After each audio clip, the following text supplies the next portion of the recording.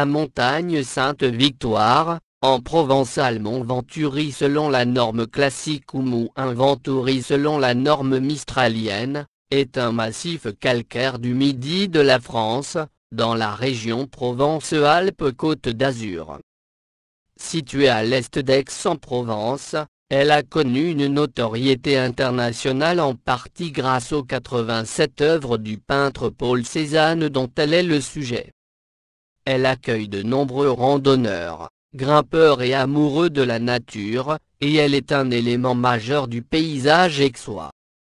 Toponymie. La tradition locale associe le nom de Sainte-Victoire au souvenir de la grande victoire de Marius contre les Cimbres et les Teutons en 102 avant Jésus-Christ, dans les environs d'Aix, au cours d'une bataille dont l'emplacement exact n'est pas connu avec certitude. Or, l'ancien nom attesté de la montagne, inchangé de nos jours en provençal, est le Mont Venturi. Camille Jullian, puis Michel Clerc, à la suite de Frédéric Mistral, ont montré que la légende de l'association du nom de la montagne à la victoire de Marius, même si la confusion Venturi-Victoire est antérieure, a été forgée par les imaginations de pauvres esprits comme Solier et d'érudits véreux, comme Faury de Saint-Vincent, à partir du XVIIIe et XIXe siècle. Cette légende s'est si profondément ancrée dans l'imaginaire provençal que le prénom Marius, auparavant quasiment introuvable, il n'y avait pas un seul Marius dans le bataillon envoyé de Marseille à Paris en septembre 1792, est devenu populaire. Aucun trophée célébrant la victoire de Marius et pouvant témoigner de la permanence d'un souvenir populaire n'a été sérieusement identifié. De même, le nom du village de Pourrières ne vient pas du campus Putridi où sont censés avoir pourri les corps des Germains vaincus, mais du latin poraria, champ de poireaux, décliné en porerii ou approchant. Michel Clerc fait de toute cette affaire un exemple excellent de formation d'une légende pseudo-populaire. Pour les deux historiens, le nom originel de la Sainte-Victoire, Venture ou Venturius, conservé en provençal comme Santo Venturi, est un nom indigène plus ancien que la présence romaine, sans doute ligure. Le massif de la Sainte-Victoire s'étend sur 18 km de long et sur 5 km de large, suivant une stricte orientation ouest-est. Il se situe principalement dans le département des Bouches-du-Rhône et en partie dans celui du Var, et, avec ses abords, sur les communes de Puy-Loubier, Saint-Antonin-sur-Bayon, Rousset, Châteauneuf-le-Rouge, Beaurecueil, Le Tolonnais, Vauvenargues, Saint-Marc-Jaumegarde, Pourrières, Artigues et Riant. Les D10 et D17, route Cézanne, sont les principales routes qui permettent de longer le massif. Sur le versant septentrional, la D10 franchit le col de Claps, 530 mètres, et le col des Portes, 631 mètres. Sur le versant méridional, la D17 chemine sur le plateau du Sangle et franchit le collet blanc du Subéroc, 505 mètres. Le massif culmine au pic des Mouches, 1011 mètres pour l'Igène, près de l'extrémité de la chaîne, et non pas à la Croix de Provence, 946 mètres pour l'Igène, proche de l'extrémité ouest et visible d'Aix. Le pic des Mouches est l'un des plus hauts sommets du département des Bouches-du-Rhône, après le pic de Bertagne qui atteint l'altitude de 1042 mètres et qui se situe sur le massif de la Sainte-Baume. Les 6525 hectares du massif de la Sainte-Victoire sont classés depuis 1983.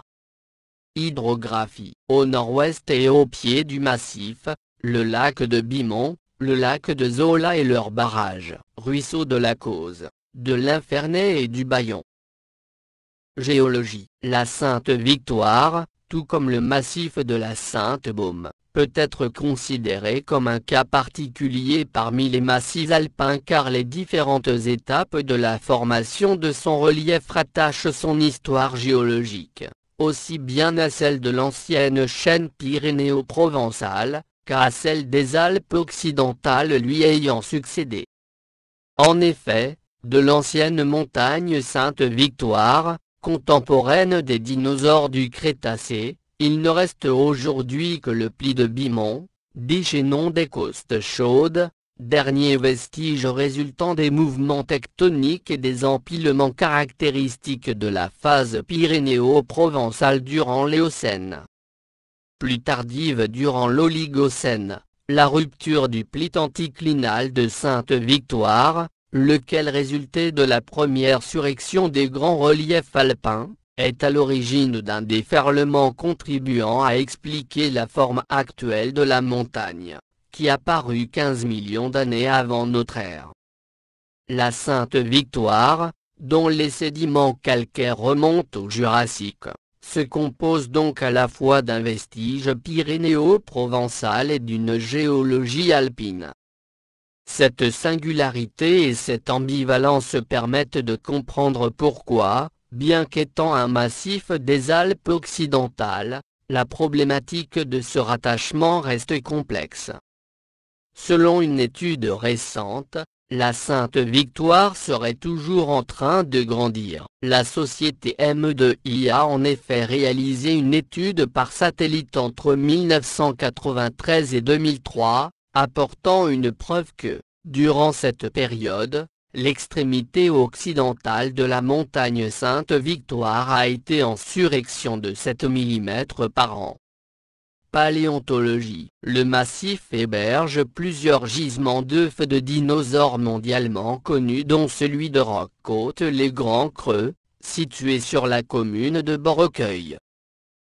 Sismicité. 11 juin 1909, fort tremblement de terre en Provence. 19 février 1984, 21h14, UTC, tremblement de terre d'une force de 4,3, avec épicentre au sud de la montagne. Climat. Le climat est méditerranéen, chaud l'été, ensoleillé et frais l'hiver, doux en demi-saison et surtout le printemps. L'été est chaud et sec, l'hiver est sec. Aix-en-Provence, ville située à quelques kilomètres à l'ouest, compte 300 jours de soleil par an. Les températures moyennes y oscillent de 5 degrés en janvier, à 22 degrés en juillet. Il arrive qu'elles soient négatives en hiver, moins 8,5 degrés et moins 12 degrés, au Mille en février 2005. Le record est de moins 17,4 degrés le 1er février 1963, et extrêmement élevé, supérieur à 40 degrés, l'été, car la ville est sur un bassin formé par l'arc à une altitude plus basse par rapport aux alentours. L'air chaud est encerclé et a plus de difficulté à s'échapper. En automne, des orages violents ont souvent lieu. Celui du 10 septembre 2005 touche particulièrement le pays d'Aix avec 80 mm de pluie, et celui de 22 septembre 1993 entraîne une inondation. On relève plus de 200 mm en 2 heures, soit 4 mois de précipitations. La campagne y connaît des microclimats variés, plus humides et ventés ou protégés selon les endroits. Plusieurs incendies majeurs ont ravagé le massif au XXe siècle, notamment, en 1944, quand l'armée occupante allemande a incendié le plateau du Sangle pour réduire le groupe de résistants qui s'y cachait. Le 25 août 1986, lorsqu'un jeune pompier volontaire, Philippe Nauclerc, venu en renfort de la région Est, trouvait la mort dans l'incendie du Sangle Sainte-Victoire. Le 28 août 1989, où plus de 5000 hectares furent détruits entre le barrage de Bimont et Pourrières à la suite de travaux de débroussaillement. L'incendie de Sainte-Victoire, 30 ans après, réalisé par Maxime Giacometti, pour le grand site Concorde Sainte-Victoire/Métropole Aix-Marseille-Provence, en 2019 retrace les conditions de l'incendie et les mesures prises pour réhabiliter le massif. Ce film reprend les plans fixes d'un recueil de photos comparant l'état du massif juste après l'incendie et un quart de siècle plus tard, montrant la résilience de la nature. Aussi, chaque été, une vigie située au sommet près de la Croix de Provence surveille-t-elle le massif et toute la vallée de l'Arc attenante. Le massif est globalement plus arrosé que ses alentours, environ 700 mm par an. Les températures sont aussi un peu moins élevées notamment sur le versant septentrional de la montagne ainsi que dans la vallée de Vauvenargues. Flore et faune. Son orientation est-ouest conduit à une grande différence d'ensoleillement entre les faces nord et sud, et donc à une différence de végétation. On trouve ainsi une végétation de type méditerranéenne sur le versant sud et de type alpine sur le versant nord. Elle s'est lentement reconstituée depuis l'incendie de 1989 sur le versant sud. Du fait de ces différences d'exposition et d'altitude, de 200 mètres à plus de 1000 mètres, la montagne Sainte-Victoire présente les principaux étages de la végétation méditerranéenne et sud-alpine. Elle offre donc une flore exceptionnelle de 900 plantes à fleurs soit 20% de la flore française. La faune comprend de nombreux insectes, 27 espèces de mammifères dont 9 chauves-souris, et 126 espèces d'oiseaux dont 78 nicheurs. Versant sud. Le versant sud se caractérise par une face abrupte, d'une dénivelée d'environ 500 à 700 mètres avec d'importantes falaises calcaires verticales et compactes ou entrecoupées de vires d'éboulis et dont l'aspect blanc ajouté au soleil donne l'aspect d'une haute muraille. Au pied des falaises, on trouve en plus des massifs de broussailles, chênes verts, chênes kermès, pins d'Alep, population fortement réduite après l'incendie de 1989, mais aussi des cultures, amandiers et oliviers.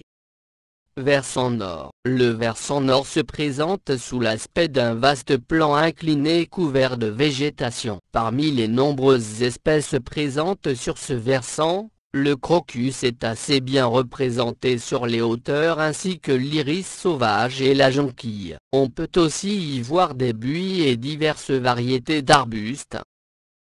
Histoire. Portail de la chapelle Notre-Dame de Victoire. Logo monument historique, 1978. Les vestiges celto-ligures des oppidums d'un Thino et de Bramefant attestent d'une présence ancienne sur les lieux. En 483, l'ermite Saint-Servin, Saint-Cerf, vivant dans un ermitage à flanc de montagne, sur la commune de Puy-Loubier, est assassiné par des Visigoths. Au XIIIe siècle, une chapelle est construite dans la grotte de l'ermite, au-dessus de l'actuelle auberge de Saint-Cerf. Cette chapelle a été réhabilitée après l'incendie de 1989. Elle accueille chaque lundi de Pentecôte un pèlerinage à Saint-Cerf, vénéré pour les maux d'oreille, car le roi Euric, à qui il adressait ses reproches, lui avait coupé les oreilles avant de le martyriser. D'autres saints ont fréquenté la montagne. Au 1er siècle, Saint Maximin, premier évêque d'Aix-en-Provence, dont la légende affirme qu'il fut un des 72 premiers disciples du Christ, et qui est enterré à Saint-Maximin-la-Sainte-Baume, au 5e siècle. Saint Jean Cassien, fondateur de l'abbaye Saint-Victor de Marseille, aurait construit un petit ermitage à l'emplacement actuel du prieuré, sous la croix de Provence. Cassien aurait séjourné quelque temps avec Lazare, évêque d'Aix et saint controversé. La riche communauté de Saint-Victor aurait commencé la mise en valeur des terres de Saint-Antonin dès la fin de l'époque romaine. Beaucoup plus tard, au XVIIIe siècle, c'est saint Benoît-Joseph Labre, saint itinérant, qui fréquente le massif. Il séjourna souvent à l'est d'Aix, sur le mont Téguet. Il reste de lui une chapelle à Palette, le Tolonnais, et un oratoire à Borrecueil. Entre 1850 et 1854 est construit le barrage Zola. Un autre barrage, le barrage de Bimont, viendra compléter l'action du barrage Zola. Sa construction s'échelonnera de 1946 à 1951. En 1875, une croix monumentale de 19 mètres de hauteur est inaugurée au sommet de l'éperon surplombant le prieuré, à une altitude de 946 mètres. Il s'agit de la 4e croix à cet emplacement. On retrouve les traces des précédentes jusqu'au XVIe siècle, un marin en détresse ayant alors fait vœu d'édifier une croix au sommet de la première montagne émergée qu'il rencontrerait. Cette croix est restaurée en 1982 et en 2004. Une partie du massif de la Sainte-Victoire est classée en 1983, mais, du 28 au 31 août 1989, un gigantesque incendie en ravage la face sud sur 5000 hectares. En février 1990, est créé le syndicat intercommunal du massif Sainte-Victoire. En 1992, de nombreuses plantations sont réalisées afin de reboiser, mais à cause de l'incendie, la végétation a été très réduite, notamment les résineux. L'accès à la montagne est en grande partie interdit en période estivale. En août 2000, le grand site Sainte-Victoire est créé. Il s'agit d'un syndicat mixte départemental labellisé Grand Site de France depuis 2004, chargé de la mise en valeur et de la protection du milieu naturel et culturel ainsi que de la gestion de la fréquentation sur un territoire de près de 34 500 hectares, dont un site classé de 6 525 hectares. Au pied de la montagne, quelques vergers d'amandiers et d'oliviers, côté sud, et de la vigne. Cette dernière se développe rapidement, au point de gêner les apiculteurs à cause des épandages et ce, malgré une conversion assez généralisée au bio.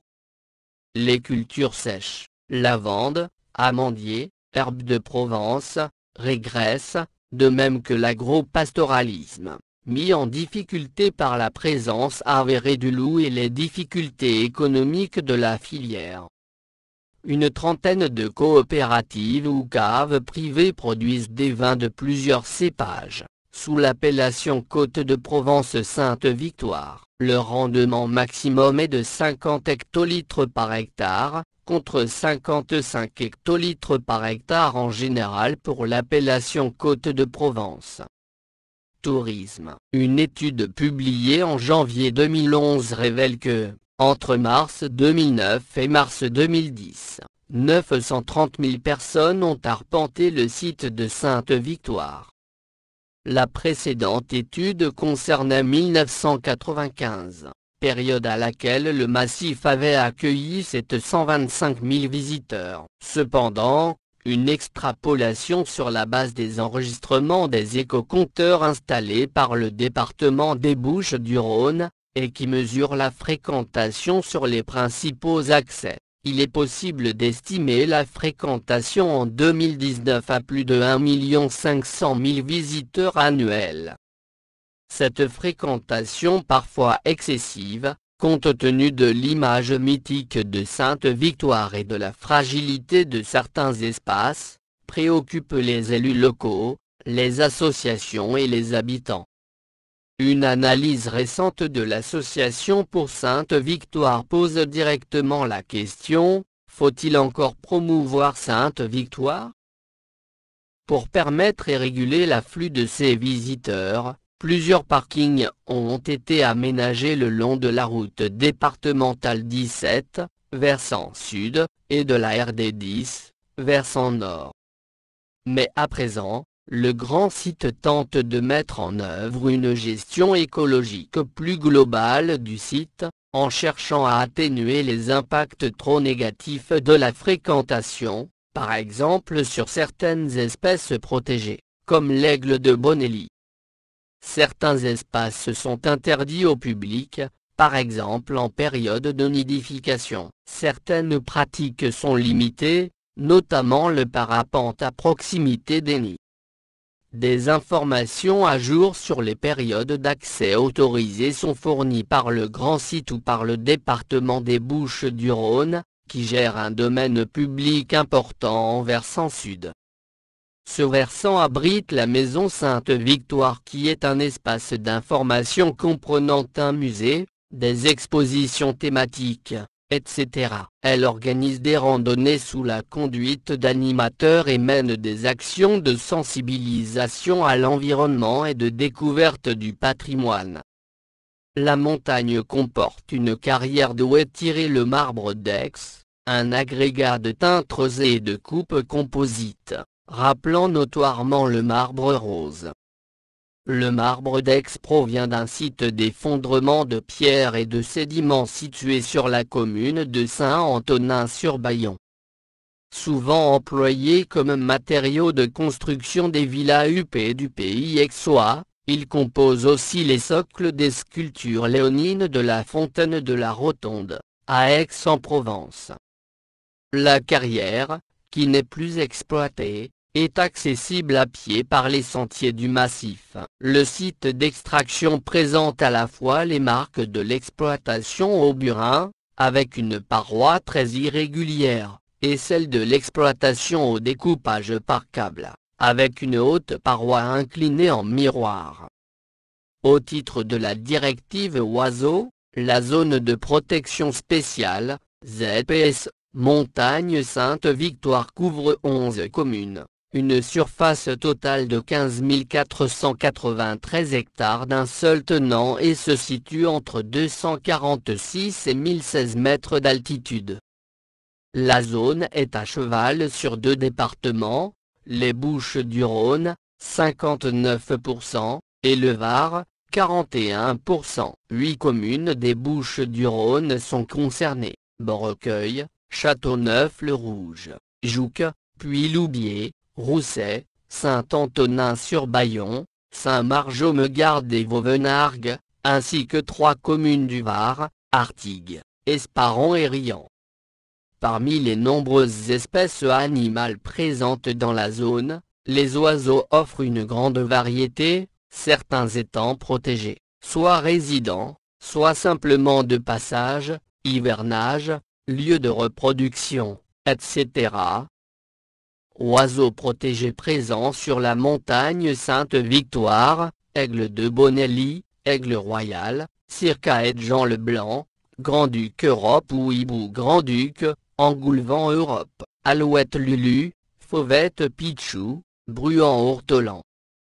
Le site d'intérêt communautaire, dans le cadre de la directive Habitat, Faune, Flore, la zone spéciale de conservation, ZDC, Montagne Sainte-Victoire a été définie.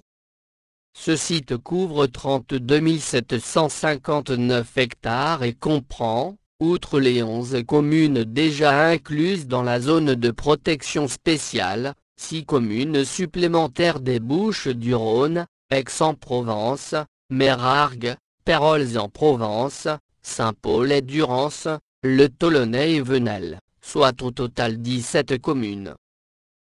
Le site est composé de landes, broussailles, recrues, maquis et garrigues, frigana pour 30%, forêt caducifoliée, forêt sempervirente non résineuse et rochers intérieurs, éboulis rocheux, dunes intérieures, neige ou glace permanente pour 15% chacun, pelouse sèche, steppe pour 10%, autres terres arables et forêts de résineux pour 5% chacun, prairies semi-naturelles humides, prairies mésophiles améliorées et eaux douces intérieures, eaux stagnantes, eaux courantes, pour 2% chacun et enfin cultures céréalières extensives, incluant les cultures en rotation avec une jachère régulière, pour 1%.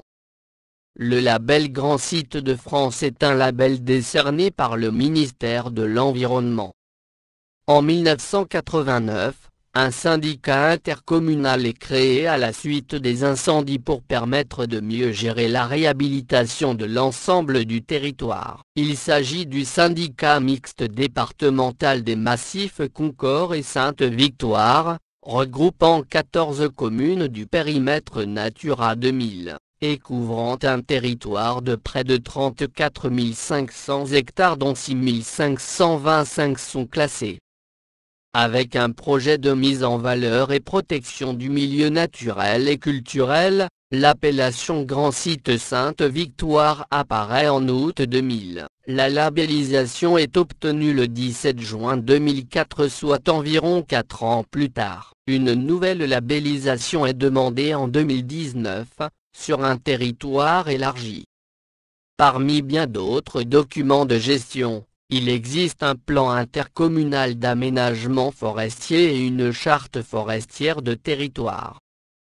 Le classement initial du massif date de 1983 et concerne 6 525 hectares des communes d'Aix-en-Provence, Beaurecueil, Le Tolonnais, Puy-Loubiers, Saint-Antonin-sur-Bayon, Saint-Margeau-Megarde et Vauvenargues. Ce classement a été mis en œuvre par le ministère de l'Environnement à la demande des associations, soucieuses d'une protection efficace d'un site remarquable, et face au risque d'urbanisation croissante du pays d'Aix, qui s'est, de fait, développé davantage vers l'ouest. Une réserve naturelle de 140 hectares a été créée en 1994 sur le flanc ouest du piémont de la Sainte-Victoire pour protéger un site géologique remarquable comprenant de nombreux fossiles, dont des œufs de dinosaures. Située au sein du parc départemental de Roque-Haute, cette réserve est interdite au public dans sa zone centrale. Le château de Saint-Antonin-sur-Bayon est également inscrit en tant que monument historique, pour sa façade et sa toiture, par arrêté du 30 mars 1978. Son périmètre, hameau de Saint-Antonin, fait l'objet de mesures de protection sur le plan architectural. Selon John Revald, spécialiste de Cézanne, le maître serait parfois venu sur place et aurait séjourné dans une fanière, bergerie en face du château. Cézanne est d'ailleurs mort en allant peindre sur le chemin de Saint-Antonin, en face du Bouquet, non loin de l'actuel refuge Cézanne, hameau du Trou. Enfin, depuis 1959, décret Malros, la route Cézanne, qui offre des vues lointaines sur la Sainte-Victoire, est classée sur 4,690 km entre Aix-en-Provence et le Tolonnais. Plusieurs associations, en particulier l'Association pour Sainte-Victoire, collectif regroupant la plupart des associations actives sur le massif, demandent la sanctuarisation de l'ensemble de la RD 17, route qui va d'Aix jusqu'à Puy-Loubiers, le long de la face sud de la Sainte-Victoire. Ce classement Malraux a été perdu en 2016 à la suite d'un toilettage des protections considérées comme inutiles.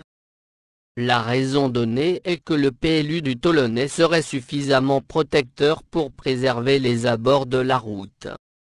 Une vingtaine d'éoliennes de 125 mètres de haut, accusées de défigurer le paysage provençal en arrière-plan de la montagne Sainte-Victoire, ont été installées sur les communes d'Artigues et d'Ollières. En raison des importants risques d'incendie, l'accès au massif est réglementé du 1er juin au 30 septembre, accès limité en période de forte chaleur, interdiction totale en cas de vent, etc. Chaque année, un arrêté préfectoral définit la durée et la nature des interdictions qui sont ensuite modulées jour après jour en fonction des conditions météorologiques. Une croix, dite croix de Provence, est visible à des kilomètres à la ronde. La croix, datant de 1875, fut restauré une première fois en 1982, puis en 2004, où l'ensemble de l'ancien socle a été remplacé par un parement de béton armé de couleurs proches de la pierre, formant un banc périphérique d'où on aperçoit le paysage provençal sur 360 degrés. La croix de Provence est un point remarquable du massif. Celle-ci, haute de 19 mètres, a été posée non sur le point culminant mais sur un pic, 946 mètres, qui, de par sa forme, se détache bien mieux du massif que le pic des Mouches. Elle surplombe un prieuré du XVIIe siècle en cours de restauration. La chapelle Notre-Dame de la Victoire est à 885 mètres d'altitude. Elle fut construite en 1657, comme l'atteste le millésime gravé sur le fronton. Juste à côté de la chapelle, un ancien bâtiment de vie des moines, appelé familièrement monastère, récemment restauré par les Amis de Sainte-Victoire, est un refuge en accès libre, sauf quelques jours de fermeture par an. Dans la petite terrasse adjacente, qui offre une vue vers le sud, se situe une citerne et l'ancien escalier qui permettait aux moines de descendre dans leur jardin de la face sud. L'ouverture rectangulaire qui donne à la fois vue et ensoleillement à cette terrasse est artificielle. Elle a été creusée au XVIIe siècle. Deux autres lieux constituent également des refuges sommaires non gardés dans la montagne Sainte-Victoire, le refuge Cézanne et le refuge Bodino.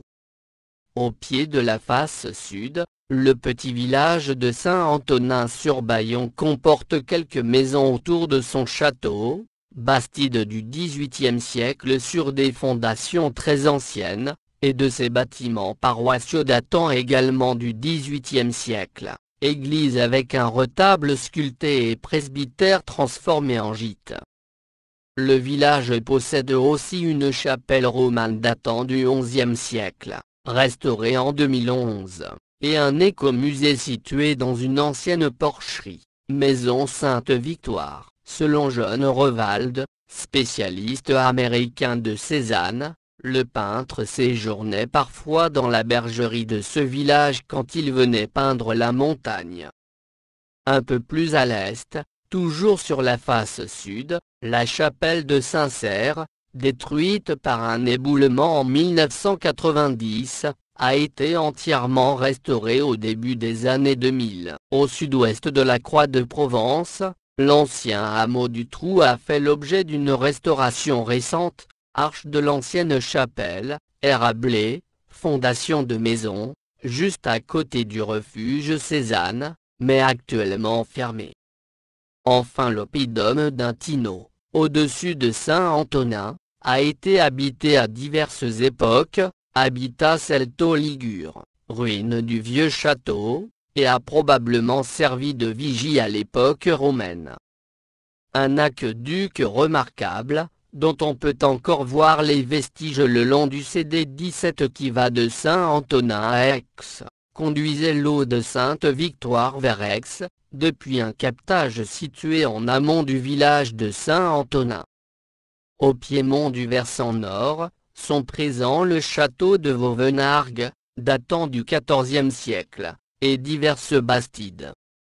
Pendant les périodes d'accès libre, cette zone accidentée est le terrain de prédilection pour la randonnée pédestre, le trail, le vélo tout-terrain, l'escalade, le parapente et plus modestement pour la spéléologie. Les alentours de la montagne Sainte-Victoire sont également propices à la pratique du cyclotourisme. On y trouve quelques abris dont il convient de s'assurer de la disponibilité, travaux, fermeture éventuelle, etc. Le refuge du Prieuré, à proximité de la Croix de Provence, le refuge Bodino, situé en face sud, ouvert, est libre d'accès mais non gardé. Il permet d'héberger quelques randonneurs ou grimpeurs et comprend un rez-de-chaussée avec poêle et un étage, dortoir sommaire, pouvant accueillir 8 visiteurs. Le refuge Cézanne, en face sud. La montagne Sainte-Victoire est parcourue de nombreux sentiers de randonnée pédestre de difficultés variables qui permettent, depuis les versants nord ou sud, d'atteindre la crête sommitale et de la longer par le sentier de grande randonnée, GR9.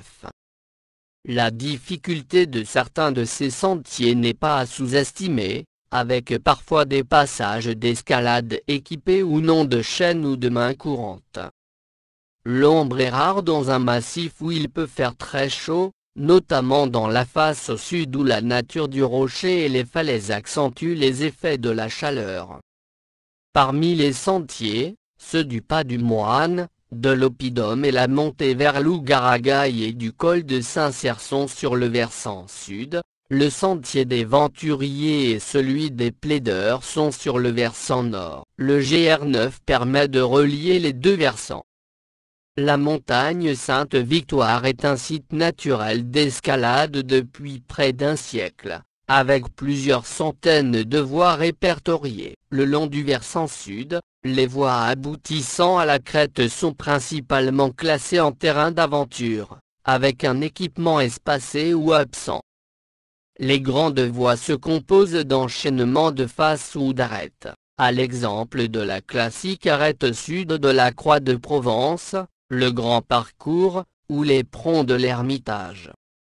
Le piémont sud est constitué de voies plus modernes, consacrées à l'escalade sportive, secteur des Deux Aiguilles, Dalles Grises, Le Rouge, etc.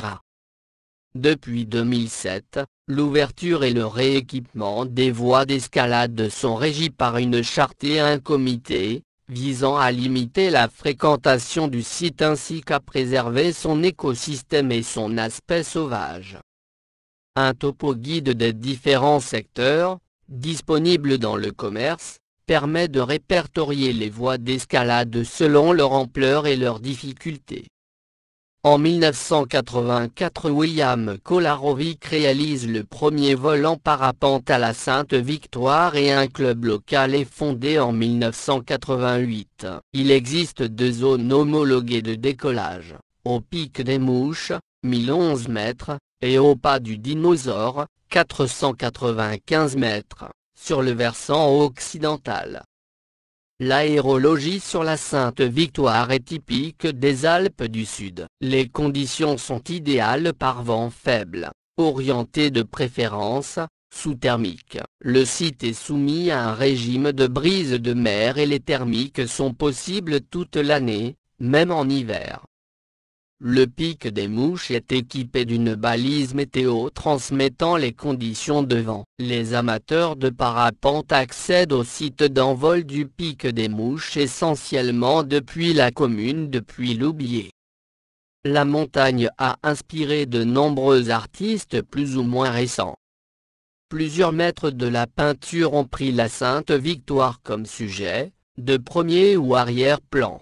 Le plus évident d'entre eux, très souvent associé à cette montagne, est Paul Cézanne dont près de 80 œuvres représentent la montagne. François Marius Granet a souvent mis Sainte-Victoire en toile de fond de ses paysages aixois. Pablo Picasso a acheté le château de Vauvenargues, situé au pied de la montagne, pour y installer un atelier entre 1959 et 1962. Il y est enterré. Wassily Kandinsky, Auguste Renoir, Charles Picard-Ledoux, Pierre Caillol. Aussi attractif pour les photographes que pour les peintres, on peut notamment citer comme visiteurs Brigitte Bauer, Jürgen Hill qui expose en 2004, ses photos du massif à la maison de Heidelberg, où Jean-Jérôme Crosonnier mangea. Cinéma. En 2008, une scène clé du film de François Favras, La Sainte-Victoire, réunissant Christian Clavier et Clovis Cornillac, a été tournée sur la montagne Sainte-Victoire.